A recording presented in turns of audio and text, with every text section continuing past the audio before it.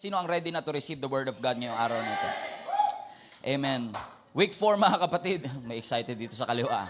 Amen. Week 4 mga kapatid. Amen. Kung kayo po may Bible, buksan po natin sa 1 Samuel chapter 15. This is not so familiar story, so bear with me as I establish this to get to my point. Sabi ng 1 Samuel chapter 15 verse 1, one day, Samuel said to Saul, "It was the Lord who told me to anoint you as king of his people, Israel." Now listen to this message from the Lord. This is what the Lord of heaven's armies has declared. I have decided to settle accounts with the nation of Amalek for opposing Israel when they came from Egypt. Now, verse 3, go and completely destroy the entire Amalekite. I will repeat it again because this is very important sa ating pag-aaralan ngayon. So bear this in mind. Verse 3, now go and completely destroy the entire Amalekite, men, women, children, babies, cattle, sheep, goats, camels, and donkeys. So they go ahead, they destroy the Amalekite, pero may naging problema. Tanong tayo sa verse 9. Ang sabi ng verse 9, Saul and his men spared Agag's life. Si Agag po ang king ng Amalekites. They spared Agag's life and kept the best of the sheep and goats, cattle and fat calves, and the lambs. Wait, hold on. Ang utos sa kanila is to completely destroy the Amalekite nation. Wala kayong ititira. Pero ang sabi ng verse 9, hindi nila pinatay yung hari. At nagtira pa sila ng mga sheep, ng goats, ng cattle, mga pinatabang guya, and even lambs. Everything, in fact, that appealed to them. They destroyed only what was worthless or poor or of poor quality. At least what they think is poor.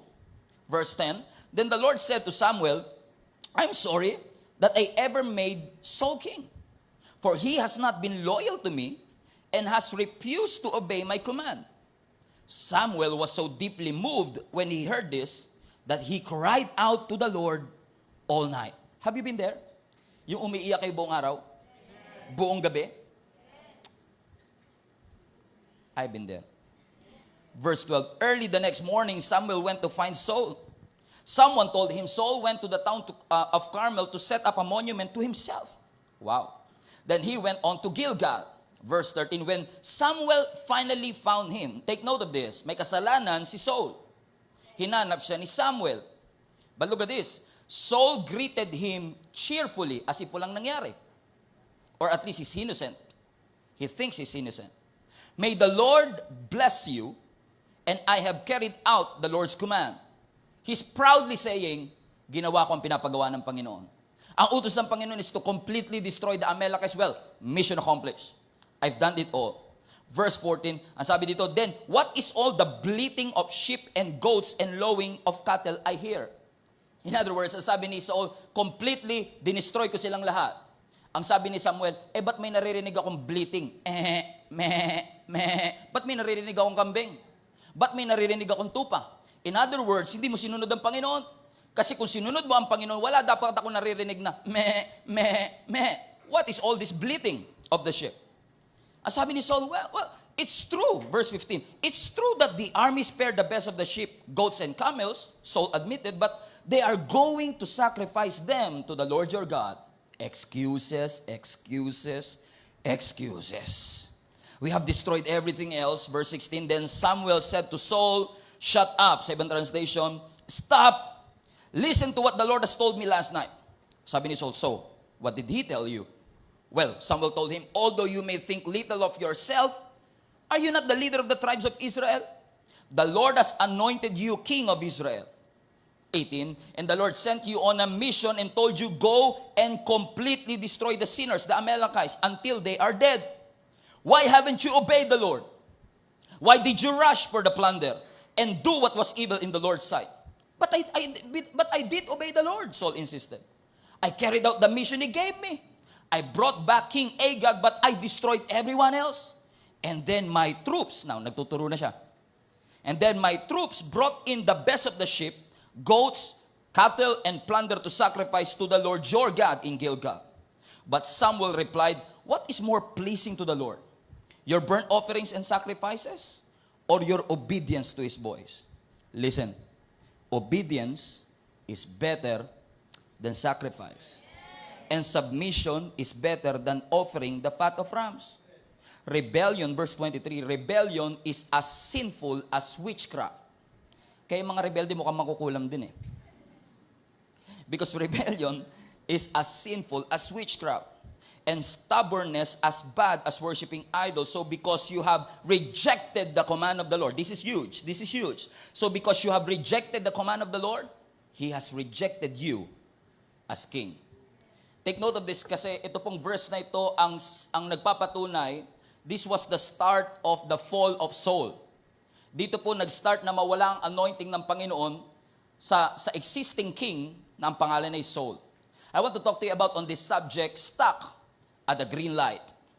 Stuck at the green light. Tignan nyo nga po yung katabi nyo. Sabi mo sa kanya, you might be stuck at the green light. Kung kayo po mga kapatid ay nagdadrive sa Metro Manila, at ako po ay nagdadrive sa Metro Manila, one thing I have concluded is that driving in Metro Manila is quite a challenge. Traffic is impossible. May sasakyan ka man o wala, ramdam mo kung ano ang traffic na meron sa Metro Manila. At kaya tayo frustrated sa traffic kasi kaya ka nga bumili ng sasakyan para igalaw ka from one place to the other, tapos ang mahal-mahal ng sasakyan mo hindi makagalaw because of traffic. And based on my experience, wala po akong problemang huminto kapag red light. Because you are supposed to stop at red light. Yung iba sa inyo, yun lang po ang revelation na kailangan pwede na umuwi. Sabi mo sa katabi mo, pag nakastop, mag-stop. You are supposed to stop at red light. Pero alam niyo kung ano yung mas frustrating? Yung kapag ikaw ay nagdadrive, o kaya nakasakay ka sa sasakyan, at yung nasa unahan mo, nag-green na yung light, hindi siya umaandar. At pag hindi umaandar yung nasa unahan mong sasakyan, dahil Kristiyano ka, so gagawin mo politely bubusinahin mo siya, pit, polite lang. Pit. Just to remind him that you should be going. You should be moving forward. It is a green light already, isn't it? Pero pag ilang segundo na lumilipas, hindi pa rin siya umaandar, yung polite na busina nagiging pit, pit. At habang pahaba ng pahaba, pit! Kumakaway ka na, hey, move forward. At least kung nakikita ka niya, pit! At ang pinaka-frustrating, pag yung green naging red uli. And you were not able to move. It's frustrating, isn't it? That you're supposed to be moving and you're not moving at all. Alam niyo mga kapatid, kung frustrating ito sa traffic, yung principle na ito ay mas frustrating kay Prophet Samuel. Kasi si Prophet Samuel is in a very difficult situation about King Saul. Background story lang, itong si King Saul mga kapatid, ang kauna-unahang hari ng Israel. Sa kanya nagsimula yung so-called monarchy government, kung saan ang mga Israelites ay humingi ng hari sa Panginoon. Hindi sila pinapangunahan ng hari before. But because nainggit sila sa ibang nation, sabi nila, gusto rin naming magkaroon ng sarili naming hari. And God didn't like that. Ayaw ng Diyos na magkaroon sila ng hari sapagkat yung service na binibigay ng hari, na ibibigay naman ng Diyos. Kaya sabi ng Lord, ba't pa kailangan nyo ng hari? I am your king. Ba't nyo pa kailangan ng hari? But because of God's goodness and God's mercy, binigay pa rin ng Panginoon at ang kauna-unahang king nga ng Israel is si King Saul. At alam niyo kung sino nag-anoint kay King Saul? Ang nag-anoint kay King Saul, si Prophet Samuel. Ano maganda yung career ni King Saul because he reigned for 23 years as a king. At sa kanyang paghahari, mga kapatid, napakarami niyang military victories. Marami silang na-conquer. Yung separate tribes ng Israel na pag-unite ni King Saul. He had a great accomplishment sa kanyang career. But although sa later part ng kanyang journey, si Saul po ay na-engage into series of disobedience. I said that again, in case you missed. Maganda ang takbo ng kanyang career, hanggang later on, na-engage siya sa series of disobedience. Nagsimula siyang sumuway sa Diyos na naglagay sa kanya sa posisyon. Ginagawa ni Saul yung hindi niya dapat ginagawa, at yung hindi niya dapat ginagawa, yun yung kanyang ginagawa. Kaya nga sa 1 Samuel chapter 50, sa pamamagitan ni Prophet Samuel, his obedience was tested again. Ang sabi ng Panginoon kay Saul, kailangan niyong completely lupigin, sirain, wasakin, at patayin ang buong nation ng Amalekites. At very detail ang Panginoon. Sabi niya, dapat lahat ng lalaki, lahat ng babae, lahat ng bata, babies, cattle, yung natutulog sa preaching, joke. Lahat ng sheep, lahat ng goats, lahat ng camel, lahat ng donkeys, lahat sila ay patayin ninyo. Wow! Before we continue, maybe you were asking, hindi ba masyadong brutal yan, Pastor? Hindi ba masyadong brutal na ang Diyos na mapagmahal would order something like this one? Why would a loving God order this kind of killing? This is extrajudicial killing, Pastor. This is EJK. This is not right.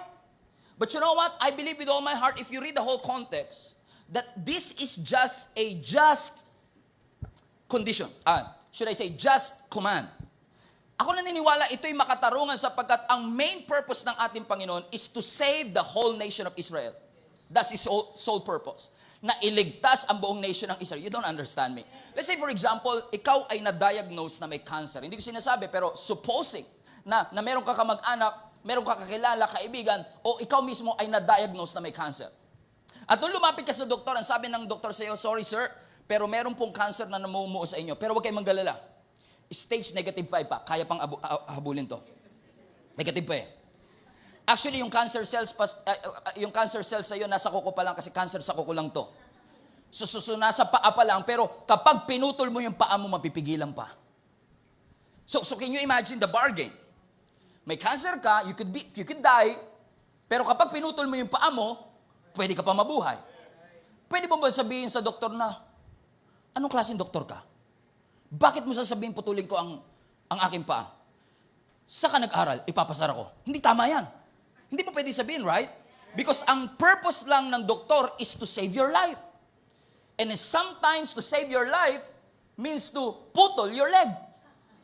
Am I making sense, isn't it? And I believe this is the same scenario here. That our God is just doing what is necessary to save the entire nation of Israel.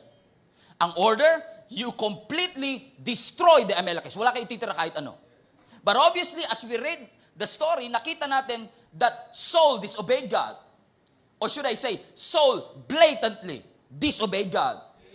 Amen? Hindi niya pinatay si King Agag. At may mga sheep and cattle na hindi nila pinatay kasi yun yung tingin nila, yung pinatay lang nila, yung tingin nilang kailangan patayin. Obviously, they disobeyed our God. Nalaman ni Samuel ito. Nalaman ng sinabi ng Panginoon kay Samuel, si Saul ay nag-disobey na naman. Kaya ang ginawa ni Samuel, kinausap niya itong si Saul. Nung nagkita yung propeta at yung hari, look at this, ang sabi ng verse na binasa natin kanina, winelcome pa, cheerfully. Hallelujah. Winelcome pa cheerfully ni King Saul, itong si Prophet Samuel, at sabi niya, the Lord bless you. God bless. Alam niyo, hindi lahat ng nag-God bless sa inyo. Amen? Ay totoong nag-God bless. Hindi lahat ng nag-God bless sa inyo, kapatid. Hindi porke sinabihan ka ng God bless you ay hindi maganda, ay tama ang kanyang motibo. Amen? May mga nag-God bless you sa iyo na hindi talaga totoo. Sabi niyo nga po sa katabi mo, God bless you. Ang sabi ni Saul, may the Lord bless you, at ang kanyang report, ang kanyang report, I have carried out the Lord's command. In other words, ginawa ko ang pinapagawa ng ating Panginoon. Pero ang sabi ni Prophet Samuel, teka lang, kung ginawa mo ang pinapagawa ng Panginoon, bakit nakakarinig ako ng ba't nakakarinig ako ng bleating of the sheep? Obviously, you disobeyed God. Hindi, sabi ni Saul, no, I carried out the mission that God has given me. Ginawa ko ang mission ko. Although si King Agag, hindi ko muna pinatay. Although may mga sheep na hindi muna namin pinatay, but I killed everyone. Hindi pa ba sapat yun, in essence? Then sabi ni Prophet Samuel sa kanya, ano bang tingin mong mas mahalaga? Kasi sabi ni Saul, yung mga hayop naman na yan, iaalay din naman natin sa Panginoon yan. Nag-excuse na siya. At sabi ni Prophet Samuel sa kanya, teka lang, ano ba mas mahalaga? Yung offering at sacrifice mo? O yung pagsunod mo? Makinig ka ha? Obedience is better than sacrifice. Ang sabi ni Prophet Samuel sa kanya, kailangan maalala mo ito. That obedience is better than sacrifice. At since hindi ka sumunod, since you rejected God as your king, now ang sabi ng Bible, He, the Lord, rejected you as a king. Wow. Must be a nightmare sa buhay ni King Saul. He reigned for more than 20 years. And then all of a sudden, because of this mistake, Amen? Tinanggalan siya ng anointing, tinanggalan siya ng authority.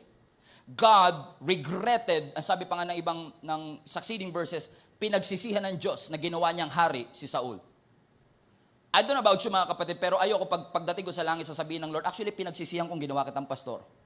Actually pinagsisihan ko na ikaw ay naging Kristiyano. Ayaw nating mangyari na sasabihin ng Panginoon sa atin, pinagsisihan niya na tayo ay nagpagamit sa ating Panginoon. Right?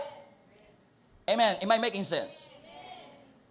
Alam niyo, ang mas interesting dito, nung tinanggal ang anointing kay Saul, ang mas apektado pa si Prophet Samuel.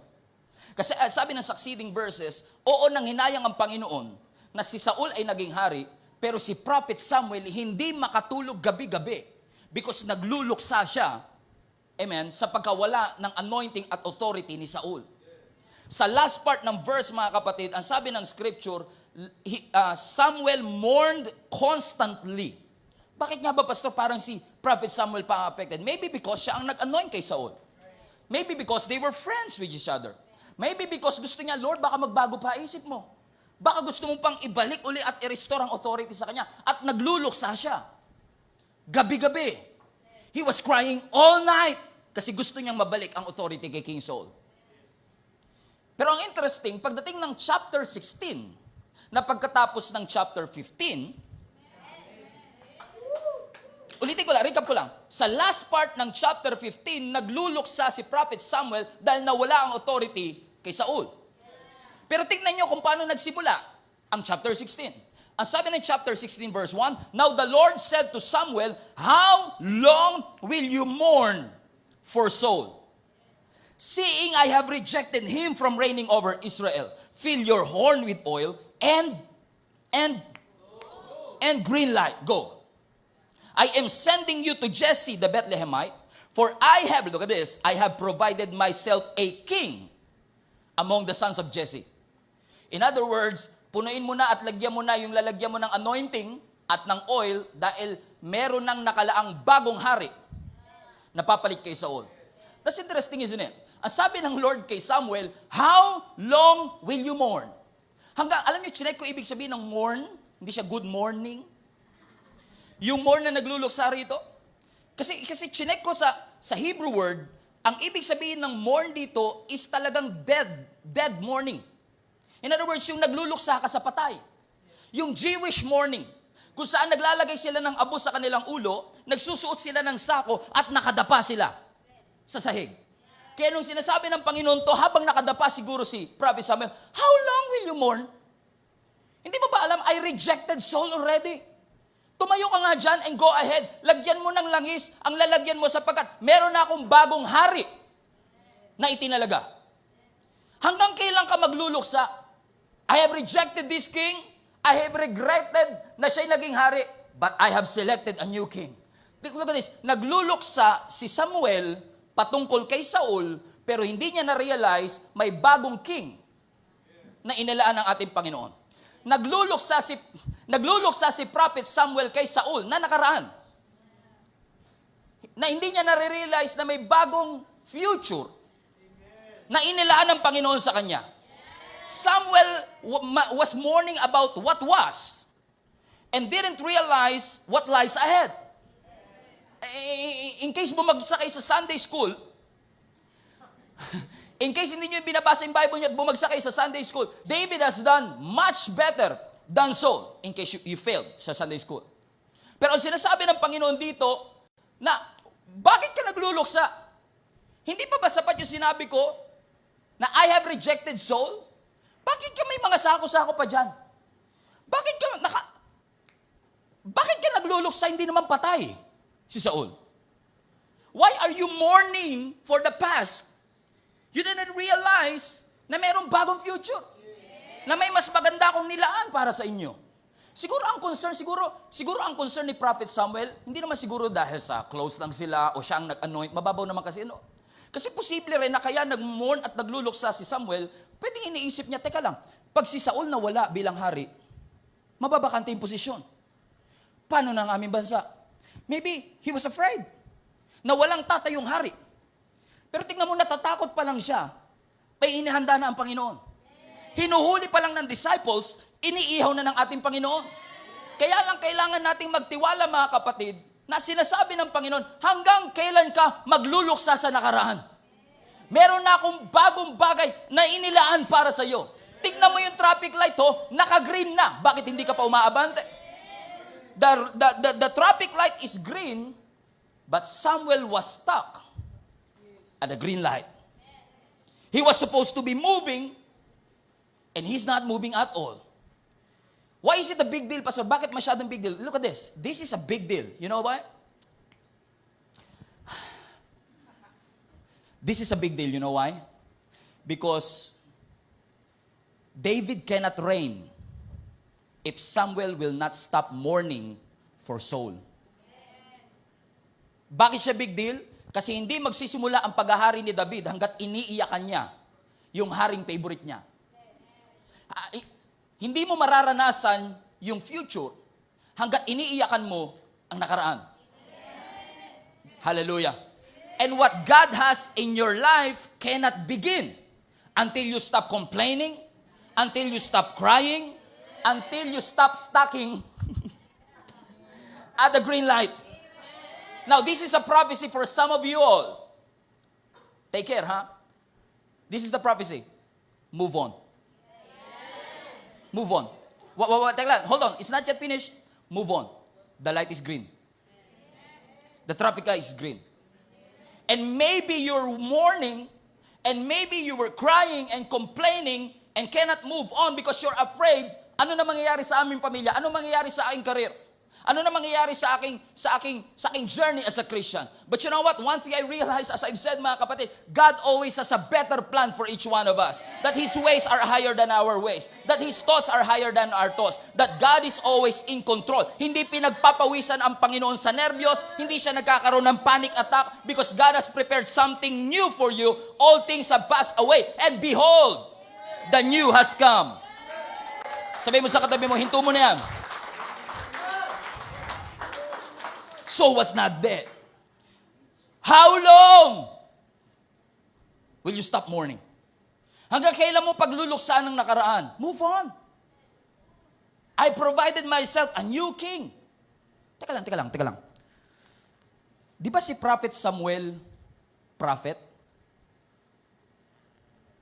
Nasa pangalan niya Prophet Samuel. He was a prophet, isn't it? Teka lang, di ba trabaho ng prophet i-discern? Di ba ang trabaho ng propeta, i-discern ang kalooban ng Panginoon? Bakit para yatang nahuhuli si Samuel na kailangan pa siyang paalalahanan ng Panginoon? Ba't ka pa nagluluksa? Dapat alam mo, propeta ka. Wala na sa kanyang anointing ha. I already rejected Saul. How long will you mourn? It's interesting, isn't it? As a prophet, dapat alam niya na wala na kay Saul ang anointing. Pero bakit parang outdated yata si Prophet Samuel? You know, I have a theory, maybe, just maybe kaya hindi niya ma-discern kasi gustong-gusto niya si King Saul. Watch this. Minsan kasi pag gustong-gusto mo yung isang tao, pag gustong-gusto mo yung isang bagay, pag gustong-gusto mo makapasok sa trabaho, pag gustong-gusto mo mag-abroad, minsan yung discernment mo hindi malinaw. Look at this. This is the phrase. Post it on Facebook. Your desire blinds your discernment. Binubulag ng desire mo yung discernment mo. How long will you mourn? Hindi ka ba na-inform? Hindi ka ba nakatanggap ng memo? I have rejected Saul. It's not my will na i-restore pa siya sa throne. I have a new plan. It's not my will anymore.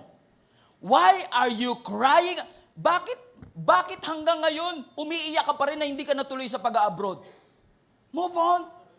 Ba't hanggang ngayon iniiyak ka mo pa rin na binasted ka? Move on. Bakit hanggang ngayon sinasayang mo kung hindi na yan? Sampalin mo ngayon katabi mo, mahina lang. Sabi mo sa kanya, nireject na yan ng Panginoon. Sampalin mo uli ng mahina lang, it's not God's will. Gisingin mo lang, in case masyado pa rin siyang in love sa hindi kalooban ng Panginoon, kailangan niyang, no, it's not love life. It's not love life. Don't get excited. It's not love life, right? It's not just love life I'm talking about. I'm talking about the principle in life. Na maybe masyado ka nag-e-enjoy sa hindi kalooban ng Diyos, kaya yung kalooban ng Diyos hindi mo ma-discern. Tapos pag pinagpatuloy mo yan, sisisihin mo si Lord sa dulo. Tapos sasabihin mo, bakit kaya nag-i-struggle ako? You're struggling because you are outside the will of God. People are not respecting you because you're outside the will of God. Your heart is broken because you're outside the will of God.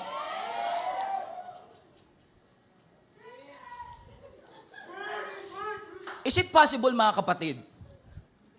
Is it possible? Is it a possibility, mga kapatid, na ang mga nangyayari sa atin is a soft nudge, a soft push, and a soft reminder, it's not my will. I have a new plan. So, may tatlong nag-amen, okay na sila ron. So, yung mga hindi nag-amen, para sa inyo tong next statement. Kasi sinabi ko kanina, maaari, wala nang chance, na maaari, mga kapatid, na yan ay konting tulak at paalala ng Panginoon, it's not my will. Konti lang nag-amen doon, tatlo lang. Ito, yung mga hindi nag-amen, para sa inyo to. Kasi ang argument na maraming Kristiyano, lalo sa ibang bansa, hindi dito to, sa ibang bansa. Masaya naman ako, pastor kalooban to ng Diyos. Nakabili akong kotse, kalooban ng Diyos to. Nakabili ako ng bagong bahay, kalooban ng Diyos to. May natipuhan ka sa church. Type ko to Lumapit ka. Miss. Pinagpe-pray kita. Shh. Type kita. Alam ko ikaw ang kalooban ng Diyos para sa akin. Shh. Nangusap ang Diyos. Wala ka na magagawa dito Nangusap ang Diyos na ikaw ang babae para sa akin. Ang sabi ng babae, ba't sa'yo lang nangusap?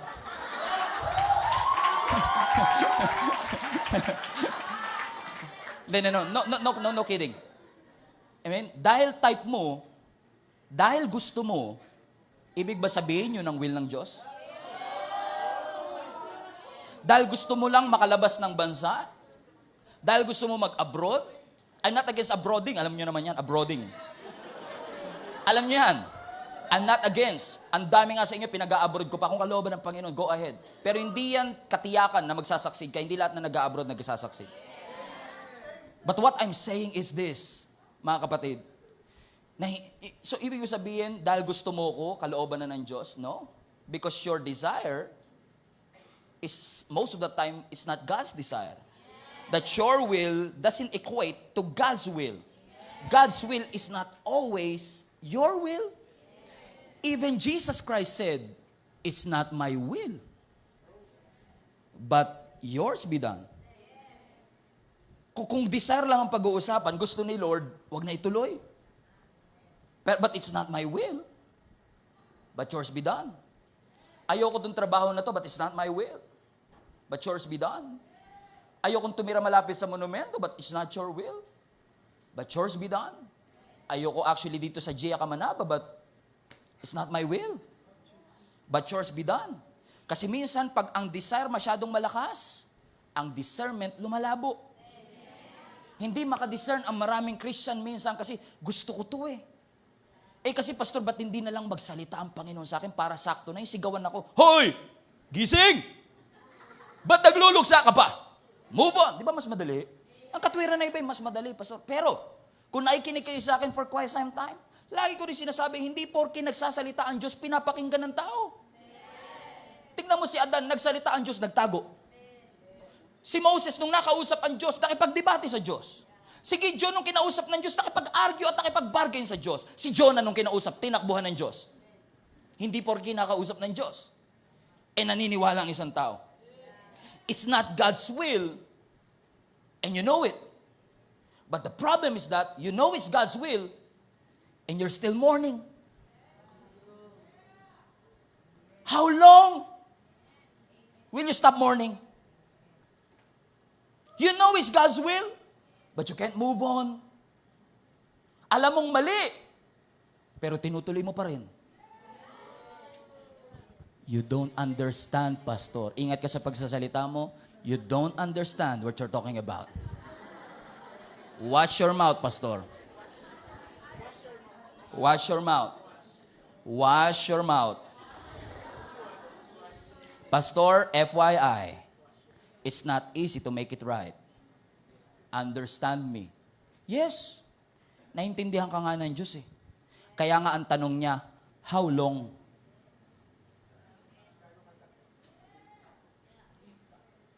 Hindi ka naman binabawalang magluksa eh. How long? God is encouraging you. I am gracious. But you have to make it right. You have to decide to make it right. Pastor, actually, lately, pinag-iisipan ko yan. Kasi married na kami ng asawa ko, pero feeling ko hindi siya ang kalooban ng Diyos para sa akin. 20 years na kaming kasal, 3 na ang anak namin, pero feeling ko, ini-impress ng Diyos na hiwalayan ko siya, at yun ang kalooban ng Diyos. Pastor, ano kaya ang kalooban ng Diyos? Maghihiwalay ba kami? Alam niyo, isa yun sa pinakamahirap sagutin na tanong. Kasi parang ako pa magdidikta sa future ng mga anak mo. Cargo di konsensya ko pa pagka nagka-litsi-litsi ang mga buhay natin dyan. Right? Now, I cannot answer that, but I can answer it in this manner because I've been receiving a lot of questions with that same subject. And I think, kung ikaw ay kasal na, it's God's will for you to stay married. That's God's will eh. To stay married. Now, I'm not saying na kapag nanatili kayong kasal, eh magiging maayos kagad. But if you want that marriage to work, you have to start to make good decisions. And allow God to be the center of it to make it work. Do you agree? Obviously, there are consequences, but we have to start making good choices. Amen? In order for these things to make it right. Don't be afraid to make things right. How long will you stop mourning? I have rejected this. Go. Fill your flask with oil. Go to Bethlehem. Go to Jesse. Because I have prepared myself a new king. Is this helping anybody? Is this helping anybody? Is this helping anybody? I know I'm helping somebody. I know I'm preaching to somebody, mga kapatid. Amen? Because sometimes, no, we want to make things right. We want to experience Zoe life. We want to experience an abundant life. But you have to make great decisions every single day to make it happen. Kung buong taon mula January hanggang December, wala kang ginawa kundi magkakain ng magkakain. You love eating and we love eating, right? Huwag mo lang kainin yung braso ng katabi mo, ha? Alam ko, gutom ka na eh. Do you understand my point, mga kapatid? Kapag ka mula January hanggang December, wala ka nang ginawa kundi kumain, and wala ka nang ginawa kundi pabayaan ang buhay mo, pabayaan ang sarili mo, and all of that. Pagdating ng December, lalo ngayon magpapasko pa, no? Pagdating ng December 31, yung timbang mo nadagdagan ng 20 kilos. Grabe yun. Mga 5 taon yun. Na pag humingi ka ba ng tawad sa Panginoon, papatawarin ka niya. Come on. Kapag humingi ka ba ng tawad sa Panginoon, sinabi, Lord, patawarin mo ko sa kasalanan ng gluttony. Papatawarin ka ba ng Panginoon? Yes, obviously. Pero hindi porke pinatawad ka ng Diyos sa kasalanan mo ngayon, bukas, paggising mo, may abs ka na. Doesn't work that way. Natulog kang 90 kilos. Paggising mo, may abs ka. Bakit? Pinatawad ka na ba ng Diyos? Yes. But you have to start to make good decisions para dalhin ka ng Panginoon into God's will. Hindi sa lahat ng panahon, lahat ng hindi magagandang nangyayari sa buhay natin, kailangan isisi natin sa Diablo. Yung Diablo nga gusto na mag-born again din. Gusto na mag-member sa Gia Kamanaba tuloy. Kasi lagi na lang daw siya ang sinisisi natin. O kaya naman sinisisi natin ng Diyos. Pero wake up call lang ha. Wake up call. Literally, yung mga tulog na wake up call to. Saka para sa dumadaan sa ganitong struggle, ito ang wake up call. Look at this verse. Proverbs 19 verse 3. People ruin their lives by their own foolishness. And then they are angry at the Lord. Sinira mo buhay mo dahil sa iyong kahangalan. Tapos ngayon magagalit ka sa Diyos. Yung sinasabi, hindi ako nagsabi nito ha. Huwag niyo ko sisihin. Pastor, nananakit ka. Hindi ako nananakit. Yung nakalagay sa Bible eh. Kaya sa tanong ng Lord, how long? God rejected it. God is not for it. It's not the will of God for you to experience it or to live in this sin. God wants you to have a Zoe life. Yung abundant life that your past cannot threaten you. Yung abundant life that your past doesn't matter anymore. Alam niyo yung Zoe life that mercy will keep you and cover you. Yung Zoe life that your past cannot destroy you. Alam niyo yung Zoe life that your yesterday cannot destroy your tomorrow. That kind of life that God wants to give to you. I rejected soul. How long will you mourn? Ang next instruction ng Panginoon sa kanya, sabi ng verse 1 in chapter 16, ang next instruction, fill your flask, your vessel, with oil. Punuin mo, lagyan mo, yung lalagyan mo ng langis, olive oil, specific sa ibang translation because yung oil na yun ay para sa pag-anoint. Ang sabi ng Lord, punuin mo, yung lalagyanan mo ng langis. Now the question is this, bakit niya kailangan lagyan ng langis? Kasi pastor, i-anoint niya na si King David. Yes and no. Yes, i-appoint niya si King David, pero ako naniniwala, kaya sinabi ng Lord na lagyan mo ng langis, kasi walang laman.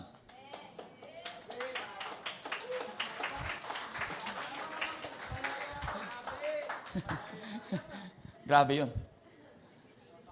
Yung iba nga nagtataka pa rin. What just happened? Nakatulog ba ako or what? No. Kaya sinabi ng Lord na lagyan ng langis, yung flask, yung lalagyan, kasi walang laman. A prophet should always have that oil. Pero ba't walang laman? Something is wrong. Kaya sabi ng Lord, lagyan mo ng laman yan. That's your purpose. It's time to make things right.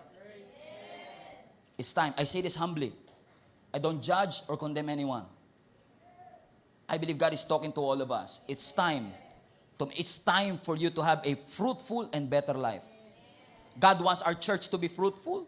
God wants your life to be fruitful. And fruitfulness is not a suggestion. Hindi sinabi ng Panginoon, go bear fruit. Suggest ko lang ha. No? Fruitfulness is a command. God is so serious in checking the fruits in our life. The evidence of your salvation. The goodness of God in your life. If people are looking for evidence, God is looking for the fruit. He's looking for the fruit. Naalala niyo yung fig tree, letter F in DP, fig tree, F in DP. Fig, F, not P. Ano active sana kayo, slow lang kayo. Yung nakita ni Jesus yung fig tree na walang fruit, remember that? Na ako talaga, awang-awa ko every time ipipreach ko, awang-awa ko sa fig tree, nasumpa pa eh. Sinusumpa kita, hindi ka na magkakabunga. Sabi ng fig tree, what? Yung Pharisee hindi kinurse, si Judas hindi kinurse, si Peter hindi kinurse, tas ako na nanahimik kinurse. Why is it? Because ang fig tree, pag may dahon, automatic may bunga. So yung fig tree na to, may dahon, pero walang bunga. Jesus was expecting a fruit because you're supposed to have the fruit. That's why God hates it, because you're supposed to have a fruit and you don't have fruit. You appear to have fruit, but you don't have fruit. You have the appearance, but you don't have the fruit. May krus kayo sa simbahan ninyo, pero wala kayong fruit. May church building kayo, pero wala kayong fruit. I know I'm talking to somebody. May multiple services kayo, pero wala kayong fruit. Why? Because God is looking for the fruit. Ang problema ng maraming churches, possibly kasama tayo, no? Sometimes, churches nowadays, we are more concerned about our appearance rather than the fruit. We are concerned about this light and no. Alam nyo kung bakit stuck tayo at a green light? Because we are more concerned about our appearance rather than our fruitfulness. Pag hindi nagustuhan ng leaders yung suot mo, babatiin ka nila, hindi tama yung suot mo. Pag hindi nagustuhan ng ibang leader yung kulay ng buhok mo, magbago ka ng kulay ng buhok mo. Pag buhok pinapansin, damit pinapansin, pero bunga walang pumapansin. We are more concerned. Now, I believe in dressing appropriately, amen, that the colors of your hair will be appropriate as well. Hindi ka naman mag-gown pag nagsuswimming, right? Appropriate lang. Hindi ka magsisimba naman syempre na naka-short, naka-sando, tsaka naka-bathing suit. Right? Bakit? I believe in appropriate and dress modestly. But if you have the appearance, but you don't have fruit, that faith is questionable, isn't it? It's not the building. It's not the membership. It's not the multiple service, not the budget, not the excellence of service. It's the fruit. Now, God wants excellence. Ang sabi ng Daniel chapter 6, Daniel distinguished himself. Sa ibang translation, David proven himself to be more capable than the rest. He's an excellent guy. Amen. God wants an excellent spirit. God wants efficiency. But God also wants fruit. It is a command, church. Come on, sabi mo sa katabi mo, God wants you to have the fruit. Now, in case you don't know, inform ko lang, family talk, 5 minutes. Family talk, 5 minutes. Ano dito sa church, by the grace of God, we have 4 full-time staff and 3 part-time staff. By the grace of God. Palapakan nyo naman to. Ang Panginoon. Now, the amazing thing is this. These 7 people that we have on our staff, may mga college degree. Pero ginibap nila ang lahat ng yun to serve the Lord. And I'm so blessed with the current staff that we have. I can tell you, they have great work ethics, they have discipline, they are willing to stay late and do more than what is required. They have discipline, yes, but it doesn't mean I'm not gonna fire them.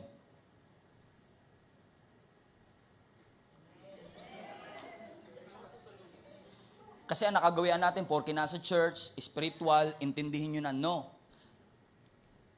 We have staff, this year lang nagsimula ito because of your generosity. Because of your generosity, in partnership, in pledges, we were able to give allowances sa mga full-time staff natin. You are generous. And I can assume na binibigay nyo yan over and above your tithes. It is a hard-earned money. Pinaghirapan nyo At dahil pinaghirapan mo, hindi naman ako papayag na ipapasweldo mo siya sa tamad na empleyado, right? It is an investment to advance the kingdom of God. Am I making sense or not? Ibig sabihin, your partnership made this possible. Your generosity made this possible. Your generosity makes our ministries possible. Your generosity helped us fulfill the mission na punuin natin ang langit.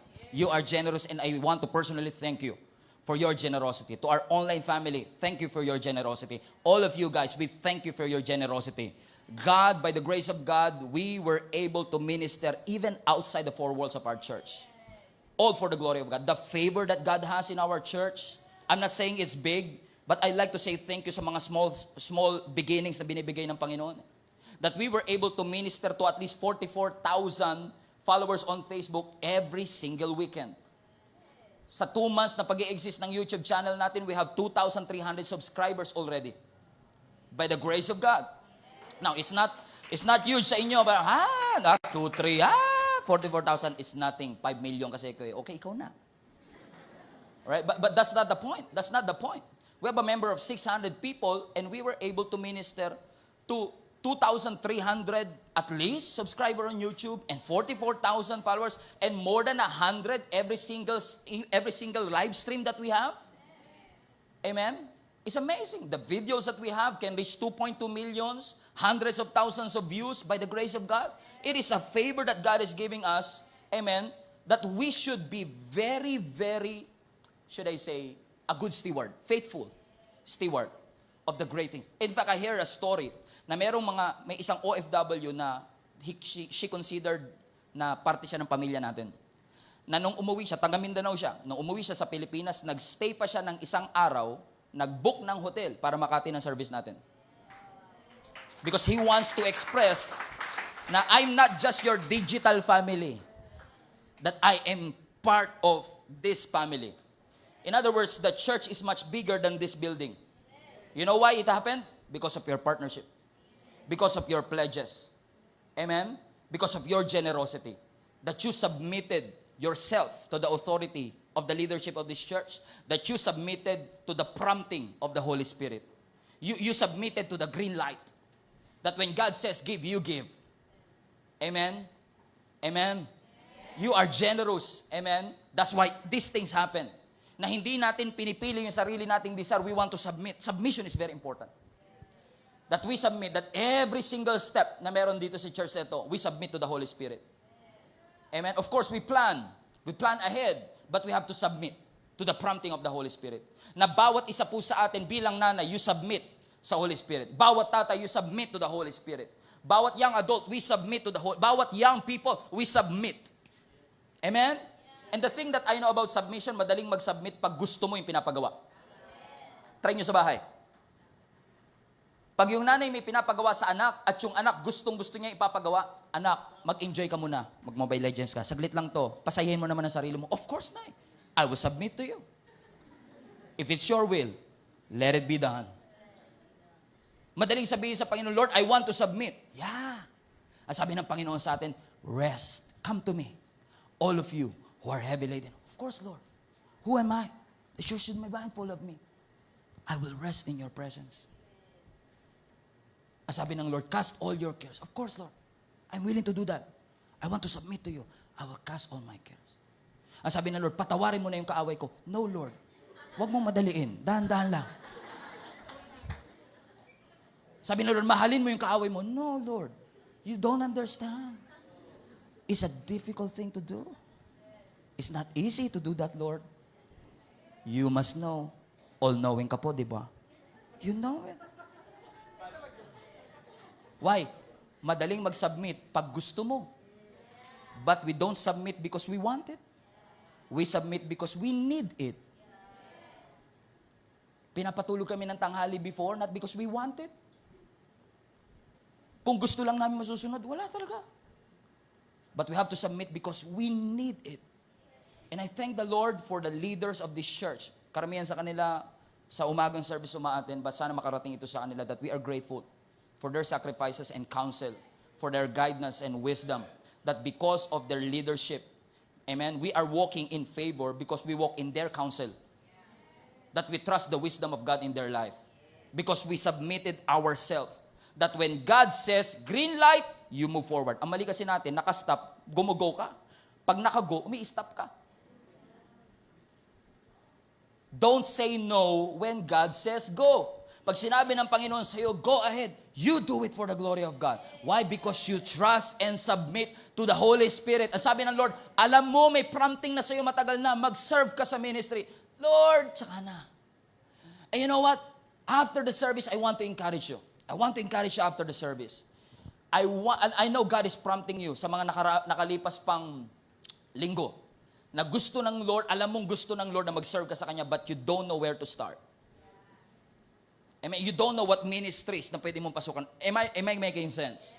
That's why we have this what we call ministry placement form.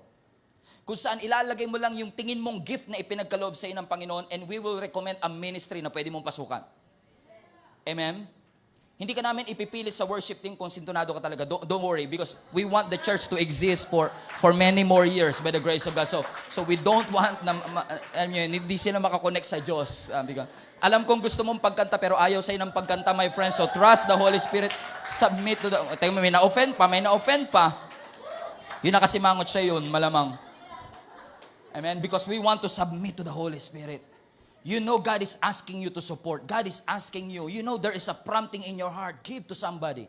Support this ministry. Amen? Give to this young man or give to this poor guy. God is prompting you to help somebody. God is prompting you na abutin yung ibang tao. I-share ang gospel. God is prompting you na tumulong sa church, na mag-support sa ministry and all that. I know God is prompting you to do it. And we will, at the best of our ability, want to help you.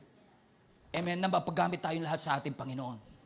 Because yes, God wants you to serve Him.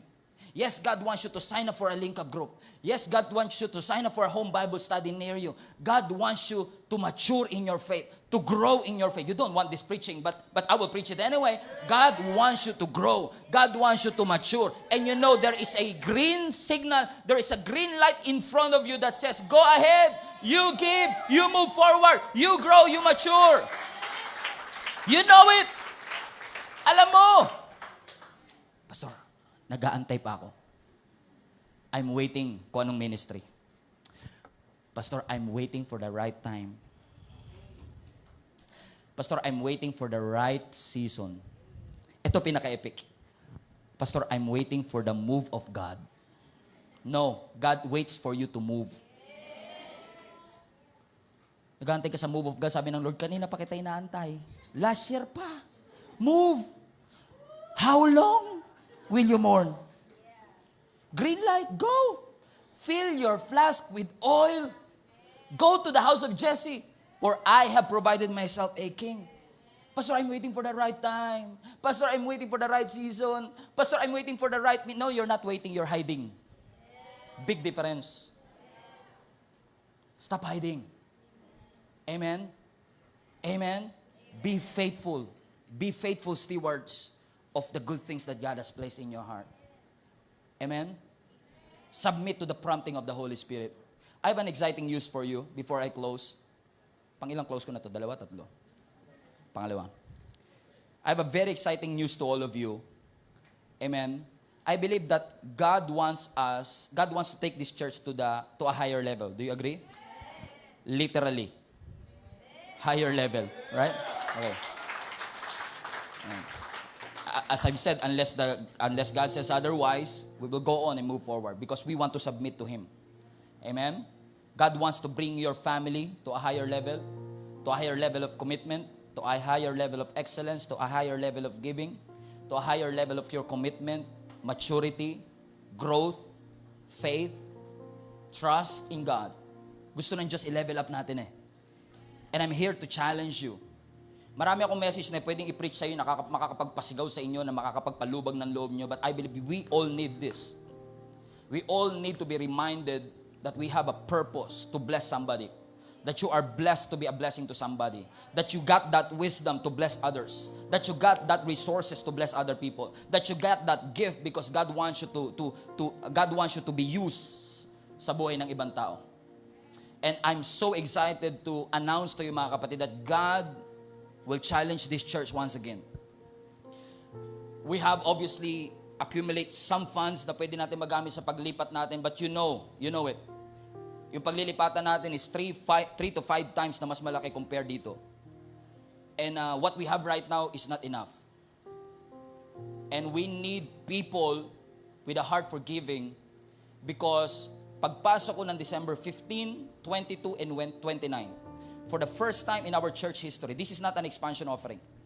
For the first time in our church history, kasamang online friends natin, all of us, of all ages, if you consider Gia Kamanaba as your family, we want to open an opportunity for you to support the ministry.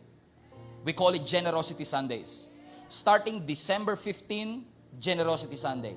December 22, Generosity Sunday. December 29, Generosity. All these 3 Sundays will be given an opportunity for us to give over and above our tithes and offering. Because we wanted to further the vision that God has for us. We want to advance the kingdom of God. Hindi tayo mag-o-offering para mabayaran yung pangkuryente natin. We have that. Para hindi tayo maputulan ng tubig. No, meron tayong pambayad for that. But we are raising funds to further the vision. We want to accelerate the vision that God has for our church. That's why this Generosity Sundays, I'm challenging all of you. It's not compulsory, but challenging each one of you. Amen? That as you go here, amen, come with an expectation that as we bring this over and above offering natin sa ating Panginoon, that we will give generously to advance the kingdom of God. We are believing for breakthroughs, for miracle, amen, for supernatural things that will happen in our life. Maybe for some of you, Pastor, parang hindi naman totoo, parang hindi naman mangyayari sa aking buhay. Yeah, but I want to challenge you mga kapatid, the Word of God is true. Na kung may prompting ang Holy Spirit sa iyo, you submit to it. If the Holy Spirit says, huwag ka magbigay, then don't give. But if the Holy Spirit says, you give, you give. Just submit. Just like David, naging faithful siya sa pag-aalaga ng tupa ng kanyang tatay. He submitted to his father. Si Elisha, naging faithful siya sa pag-aararo ng lupa ng kanyang mga magulang. He submitted to his parents. Si Joshua, ginamit ng Panginoon para itawid ang Israelites to the promised land. He has a gift, he has a talent, pero nung hindi pa siya ang leader, nag-submit siya sa authority ni Moses. He submitted to the authority of Moses. And I believe all of us are called by God to submit to the authority of our Lord Jesus Christ. That's why I want to challenge you to sign up to serve, be faithful, and be involved in these Generosity Sundays. December 15, 22, and 29. We will be challenged like never before. Amen. We will have this big project that we've never had in our church before. And I believe with the community that we have, with the family that we have that are generous, hallelujah, praise God. Willing to sacrifice for the glory of God. Hindi man pare-pareho ang amount na ibibigay natin, pero alam kong pare-pareho tayong may sacrifices na ibibigay at i-invest so that the purpose of God in this church will accomplish for the glory of God. And now as we bring to our regular tithes and offering and pledges, I want to encourage you once again to bring and submit to the prompting of the Holy Spirit. Sabi ko nga sa inyo, kung wala ko kayong tiwala sa leadership ng church na ito to manage these finances, we don't force you to give. But if the Holy Spirit is prompting you, amen, to test Him and bring your tithes, ang pangako ng Lord, God will open up what? The windows of heaven and pour out the blessing in our life. Do you want to experience that? Actually, ang context ng Malakay 3, panahon ng tagutom nung sabihin ng Panginoon, bring your tithes into the storehouse. Panahon ng kasalatan, bring your tithes into the storehouse. God wants to test their obedience. God wants to test their submission. Pero ang sabi ng Panginoon, I will open up the windows of heaven and pour out. That's a blessing. Pero meron pang isang blessing that ang sabi ng Lord, I will rebuke the devourer. Lahat ng humahad lang sa blessing nyo, haharangan ko. I will rebuke it. Kasi agriculturally speaking, hindi ako farmer, pero agriculturally speaking, kahit na magaling ka magtanim, kahit na ikaw ay masipag magtanim, umaasa ka pa rin na faithful ang Diyos na magpapatubo ng lahat ng iyong tinanim. Right? Yung pinsan ko sa probinsya, meron siyang palaisdaan, nananalangin pa rin siya sa Panginoon na huwag bumagyo para hindi umapaw yung palaisdaan niya. Umaasa pa rin siya sa faithfulness ng Diyos na poprotektahan at iingatan yung kanyang inaalagaan. Right? Kahit gano'n siya kasipag, kahit gano'n siya ka-dedicated, umaasa pa rin siya sa Diyos na magpoprotekta sa kanyang mga arian. Pero minsan di maiiwasan Naging faithful ka, pero nagkaroon pa rin ng peste. Naging faithful ka, pero bumagyo pa din And nawala ang lahat. And ang usual reasoning natin, siguro inalaw talaga ng Panginoon kasi biruin mo, nagsipag naman ako kaso bumagyo Ano magagawa ko? Wala akong mapapakinabangan. Wala pineste, wala akong mapapakinabangan. Pero ang sabi ng Bible, di ba, I will rebuke. I will rebuke. Kung weather ang problema, teka lang, sino ba may control ng weather? Kung peste, kung locust, at that time, locust ang problema, sino bang may control sa... Baka ngayon locust nagpapaalam pa sa Diyos, Lord, kikilos na ba kami? Because He is control of everything. Amen? And naturally speaking, it's hard, it's difficult, it doesn't make sense. Why do we keep on doing this Generosity Sundays anyway? Doesn't make sense, right? But supernaturally, God is opening up a door for you to experience His generosity. Ayoko ipagdamo sa inyo yung opportunity na yun Amen? Amen? Because I want you to experience. And as we bring our tithes and offering, may you be blessed. May the good Lord open up the windows of heaven and rebuke the devourer for your sake. Father, we thank you for this very wonderful time that we have. Hello, it's me again, Pastor Stephen. In case you're wondering, paano nga ba ako, Pastor, makakasupport with this ministry? Well, first of all, I would like to ask you to pray for us. Your prayer for this ministry can go a long way. But if you want to support this ministry financially, you can send your donations through our website, www.gscmnb.com, and click on that Give button. Well, thank you so much for watching this video again, and we hope that this video has been a blessing to you. And since nandito na rin lang po kayo, why don't you hit that share button and let your friends experience what you have experienced. Marami pa pong video sa channel na ito that you may want to check out. We hope to see you again in our next videos. God bless you. Punuin natin ang langit and let us fight for our family.